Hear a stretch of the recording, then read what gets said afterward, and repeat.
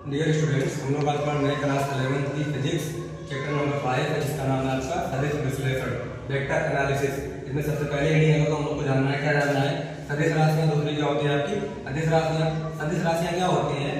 वे भौतिक राशियां जिनको प्रदर्शित करने के लिए परिमाण के साथ साथ दिशा का भी ज्ञान होता है। क्या कहलाती हैं आपकी सदिश राशियां। मैं क्या बोल रहा हूँ, वे भौतिक राशियां जिनको प्रदर्शित करने के लिए परिमाण के साथ साथ दिशा का भी ज्ञान होता है। क्या कहलाती हैं आपकी सदिश राशियां। लेकिन ये भौतिक राशियां क्या होती हैं एक्चुअली? वे भौतिक राशियां क्या होती हैं? भौतिक राशियां क्या होती हैं? ऐसी कोई भी राशि जिसका हम लोग प्रत्यक्ष अथवा अप्रत्यक्ष रूप से मापन कर सकते हैं, है ना। जैसे मेरी कुछ लंबाई हो गई है ना, मापेंगे 5 मीटर, है ना। मेरी कुछ वजन है तो द्रव्यमान हो गया, क्या हो गया आपका, ये भी क्या आपकी भौतिक राशि है, ठीक है ना। तो भौतिक राशि क्या होती है? ऐसी कोई भी राशि जिसका हम लोग प्रत्यक्ष अथवा अप्रत्यक्ष रूप से मापन कर सकते हैं। क्या कहलाती है आपकी भौतिक राशियां कहलाती है। फिर क्या बोल रहा हूँ, वही भौतिक राशियां जिनको प्रदर्शित करने के लिए परिमाण के साथ साथ दिशा का भी ज्ञान होता है। क्या कहलाती है आपकी सदिश राशियां। इसका एग्जाम्पल क्या हो गया आपका, बल हो गया, संवेग हो गया, आपका वेग हो गया, त्वरण हो गया। ये सब क्या है आपकी सदिश राशियां। क्या कौन सी राशियां है? सदिश राशियां। दूसरी हेडिंग क्या है आपकी अदिश राशियां। कौन सी राशियां? अदिश राशियां। अदिश राशियां क्या होती है? वही भौतिक राशियां जिनको प्रदर्शित करने के लिए सिर्फ परिमाण की आवश्यकता होती है, दिशा का कोई ज्ञान नहीं होता है। क्या कहलाती है आपकी अदिश राशियां कहलाती है।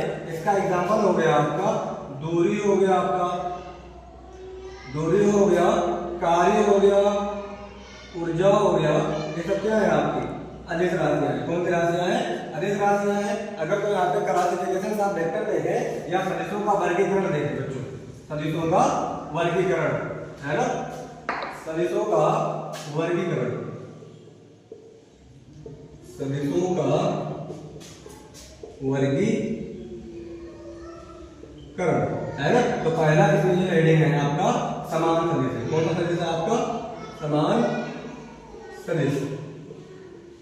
और एक चीज बच्चों, अगर तो कोई भी सदिश राशि है तो उसको प्रदर्शित कैसे करते हैं? अगर तो बल क्या है आपका सदिश राशि, इसके ऊपर ऐसे एक एरो लगा देंगे, है ना। यही आपका सदिश राशि का पहचान होता है। वेग लिखा है, बी से लिखते, उसके ऊपर क्या कर देते, एरो लगा देते। त्वरण एक्सेलरेशन को लिखते ए से, ए भी सदिश राशि के ऊपर क्या लगा देंगे, ए। पी क्या है आपका संवेग है, ए भी सदिश राशि है तो इसके ऊपर क्या लगा देंगे, एरो।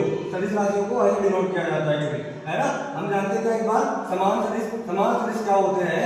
वे सदिश जिनका परिमाण और दिशा दोनों क्या होता है, समान होता है। क्या कहलाते हैं आपकी समान सदिश। जैसे कि अगर तो कोई वेक्टर क्या है आपका ए है, जिसकी डायरेक्शन किधर है, इधर है, और एक वेक्टर क्या है आपका बी, है ना।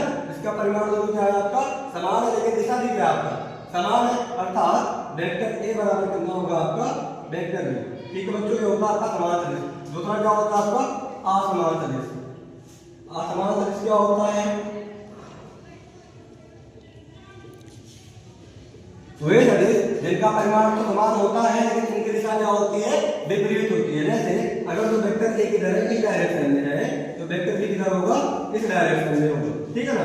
अर्थात वेक्टर ए अगर तो इस डायरेक्शन में हो जाएगा, माइनस का वेक्टर बी हो जाएगा। ये क्या होता है आपका असमान सदिश। बिल्कुल क्या होगा, डायरेक्शन चेंज होगा या विपरीत होगा, तो इसको बोलते हैं असमान सदिश अथवा विपरीत सदिश बोलते हैं।